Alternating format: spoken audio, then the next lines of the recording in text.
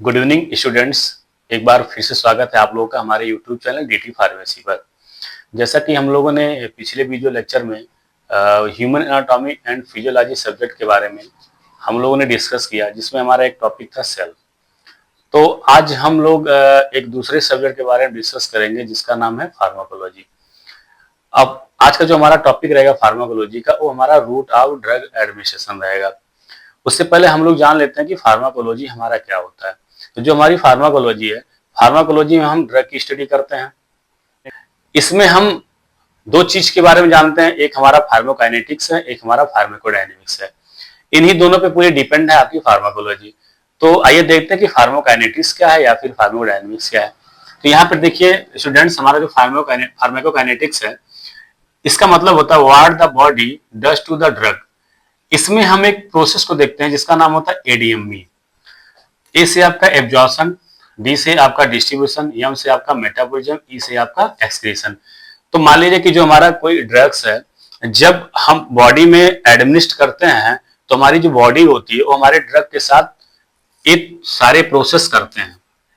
पहला प्रोसेस कौन सा करेगा? ड्रग का एब्जॉर्प्शन करेगा, ड्रग का डिस्ट्रीब्यूशन करेगा, ड्रग का मेटाबॉलिज्म करेगा, ड्रग का एक्सक्रीशन करेगा। तो ये प्रोसेस हमारी कहलाती है एडीएमई प्रोसेस। इसके बाद हम लोग देखते हैं फार्माकोडायनेमिक्स के बारे में।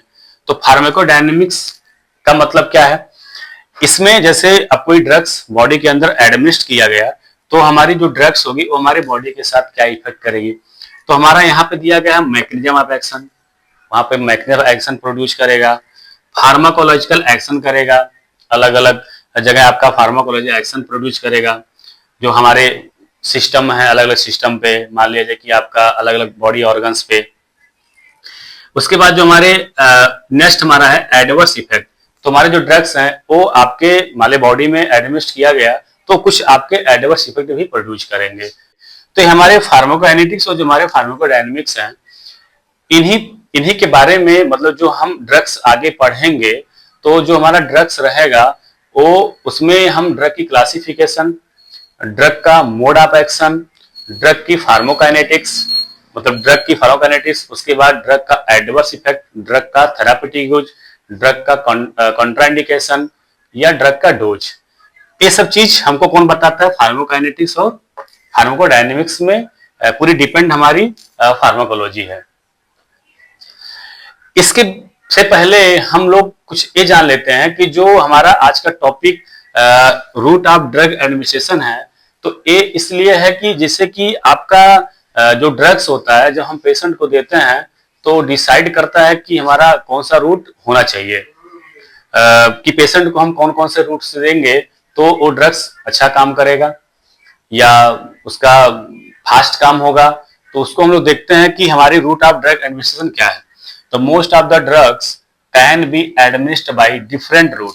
जैसे कुछ ड्रग्स होते हैं, मोस्ट ऑफ द ड्रग्स जो होते हैं वो हम अलग अलग रूट्स में एडमिनिस्ट कर सकते हैं, करते हैं। इसके बाद हम लोग देखेंगे students, drug and patient related factors determine the selection of routes for drug administration. तो जैसे जब हम ड्रग को बॉडी के अंदर या पेशेंट के अंदर एडमिनिस्ट करते हैं तो उसमें कुछ फैक्टर्स होते हैं ड्रग के, जिसमें हम लोग देखते हैं कि मतलब कि जो हमको रूट देना है वो हमको कौन कौन से रूट को सिलेक्ट करना है, कौन से रूट हमारे ऐसे सिलेक्ट किए जाएंगे जो हमारे पेशेंट के लिए सुटेबल रहेंगे। तो आइए चलिए देखते हैं कि हमारे फैक्टर्स कौन कौन से हैं। तो स्टूडेंट्स, हम लोग देख रहे हैं यहाँ पे जो हमारे फैक्टर्स है, तो हमने कुछ पॉइंट्स यहाँ पे लिखा हुआ है। पहला हमारा जो फैक्टर्स है, कैरेक्टरिस्टिक्स ऑफ द ड्रग। तो इसका मतलब है कि ड्रग का कैरेक्टर्स कैसा है। हमारे कोई ड्रग्स है, उसका एब्जॉर्प्शन कैसा होगा, उसका मेटाबॉलिज्म कैसा होगा, उसका डिस्ट्रीब्यूशन कैसा होगा, उसका एक्सक्रीशन कैसा होगा, या ड्रग की पोटेंसी कैसी है, एफिकेसी कैसी है, ये सब हम कैरेक्टर्स में डिसाइड करते हैं। उसके बाद नेक्स्ट हम फैक्टर क्या देखते हैं, इमरजेंसी या रूटीन यूज। अब पेशेंट की इमरजेंसी है या रूटीन यूज करना है।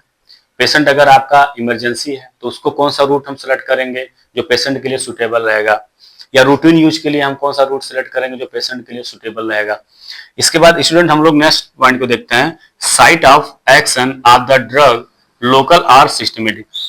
तो हमको अब इस वाले पॉइंट में हम लोग डिसाइड करेंगे कि जो ड्रग, मतलब जो साइट ऑफ एक्शन होता है ड्रग का, अब वो site of action local route देने से क्या होगा, या फिर या सिस्टमिक रूट हम डिसाइड कर रहे हैं कि लोकल रूट दें या फिर सिस्टमिक रूट दें। जो पेशेंट के लिए सुटेबल हो। इसके बाद हम लोग देखेंगे condition of the patient, unconscious, vomiting, diarrhoea. मान लिया कोई पेशेंट है, उसका कंडीशन अनकॉन्शियस है, मतलब बेहोश है, या वोमिटिंग हो रहा है, या डायरिया हो रहा है, तो उसमें हम कौन सा डिसाइड करेंगे रूट, जो तीनों के लिए सुटेबल होगा। इसके बाद नेक्स्ट हमारा है एज ऑफ द पेशेंट। अब इसमें हम लोग देखेंगे कि पेशेंट का एज कैसा है, चाइल्ड है, एडल्ट है, या फिर ओल्ड है। तो उसमें हम रूट को डिसाइड करते हैं, सिलेक्ट करते हैं कि हमारा क्या उसमें इफेक्ट होगा, कैसे काम करेगा हमारा, चाइल्ड के लिए क्या सुटेबल होगा, या फिर हमारे एडल्ट में क्या सुटेबल होंगे रूट, या फिर हमारे ओल्ड पेशेंट में क्या सुटेबल होंगे रूट्स। इसके बाद नेक्स्ट पैटर्न हम लोग देखते हैं effect of gastric pH, digestive enzymes and first pass metabolism. इसके बाद हम लोग देखेंगे जो हमारा रूट सेलेक्ट किया जाएगा वो गैस्ट्रिक पीएच पे क्या इफेक्ट होगा, डाइजेस्टिव एंजाइम से क्या इफेक्ट होंगे, या फर्स्ट पास मेटाबॉलिज्म क्या है उसके। तो ये सब हम लोग वहां पे डिसाइड करेंगे। उसके बाद नेक्स्ट फैक्टर हमारा है पेशेंट डॉक्टर चॉइस। समटाइम्स, तो कई बार ऐसा होता है कि कई बार डॉक्टर्स रूट को डिसाइड, मतलब डॉक्टर्स का चॉइस रहता है रूट ऑफ सिलेक्शन का, तो कई बार पेशेंट का भी चॉइस हो सकता है रूट ऑफ सिलेक्शन का कुछ समय के लिए, कि पेशेंट चूज कर सकता है कि उसके लिए क्या कंफर्ट होगा। तो ये हमारे रूट ऑफ ड्रग एडमिनिस्ट्रेशन है। इसके बाद हम लोग देखेंगे इनकी क्लासिफिकेशन, कि कौन कौन से रूट्स हम डिसाइड कर सकते हैं जो हम पेशेंट के लिए सुटेबल रहेगा, मतलब हमारे कौन कौन से रूट्स आएंगे उसमें। तो स्टूडेंट हम लोग देखते हैं कि हमारा रूट ऑफ ड्रग एडमिनिस्ट्रेशन का क्लासिफिकेशन क्या है। तो आइए देखते हैं। जो हमारा रूट ऑफ ड्रग एडमिनिस्ट्रेशन है उसमें हमारे दो रूट दिए गए हैं, एक हमारा लोकल रूट है, एक हमारा सिस्टेमिक रूट है। तो स्टूडेंट्स हमारे जो लोकल रूट है उसमें हमारा पहला टॉपिकल रूट होता है, उसके बाद इंट्रा आर्टेरियल रूट होता है, उसके बाद डीप टिश्यू रूट होता है। तो इसमें जो हमारे टॉपिकल रूट्स हैं उसमें हमारे oral cavity, rectum and anal canal, eye, ear, nose, bronchi, skin, ये सब हमारे टॉपिकल रूट में आते हैं। मतलब जो हमारे ड्रग्स होते हैं हम उनको हम एडमिट कर सकते हैं ओरल कैविटी के लिए, रेक्टम एंड एनल कैनाल में, या आई में, ईयर में, नोज में, ब्रोंकाई में, या फिर स्किन में अप्लाई कर सकते हैं, एडमिट कर सकते हैं। तो जो हमारी ओरल कैविटी है इसमें जो हम ड्रग्स एडमिट करते हैं ओरल कैविटी के लिए, जैसे हमारा क्लोट्रिमाजोल का होता है, वो सस्पेंशन होता है, और लिग्नोकेन एनेस्थेटिक्स जेल होती हैं जो हम ज्यादातर मुंह के छालों के लिए यूज करते हैं, या अदरवाइज और भी चीजों के लिए हम यूज करते हैं जो हमारी ओरल कैविटी के लिए यूज की जाती हैं। इसके बाद हमारा रेक्टम एंड एनल कैनाल है। इसमें हम लोग क्या करते हैं, रेक्टम एनल कैनाल के लिए हमारे सपोजिटरी होते हैं या एनीमा जो दिया जाता है तो हमारे इस रूट से दिए जाते हैं। उसके बाद हमारा आई के लिए आई ड्रॉप्स हैं जो हम आई ड्रॉप्स यूज करते हैं, ईयर के लिए ईयर ड्रॉप्स हैं, नोज के लिए हमारे नेजल स्प्रे आते हैं। इसके बाद जो हमारा ब्रोंकाई होता है तो ब्रोंकाई में हम जैसे यूज करते हैं जो हमारे साल्बुटामॉल या फिर हमारे अदरवाइज जो इनहेलेशंस होते हैं जो उनके लिए हम यूज करते हैं, एक लोकली अप्लाई करते हैं उसको हम। बाद हम देखेंगे स्किन, तो स्किन में जैसे हम अप्लाई जो कर रहे हैं, जो एडमिट कर रहे हैं, आपका ऑइंटमेंट होगा या क्रीम होगा, ये सब हम स्किन के लिए अप्लाई करते हैं। तो ये सारे हमारे टॉपिकल रूट्स में आते हैं।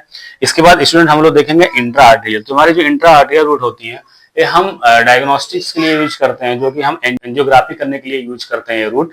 उसमें हम इंट्रा आर्टेरियल के थ्रू आपका हम डायग्नोस करते हैं, जो हमारी एंजियोग्राफी की जाती है कि हमारे कोरोनरी आर्टरीज में कितने ब्लॉकेज हैं या नहीं है।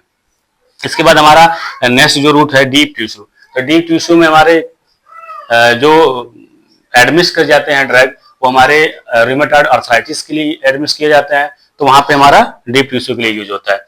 इसके बाद हम लोग देखेंगे स्टूडेंट हमारे सिस्टमिक रूट में हमारे दो पार्ट्स हैं, हमारा एक इंटेरियल है, एक हमारा पैरेंटेरल है।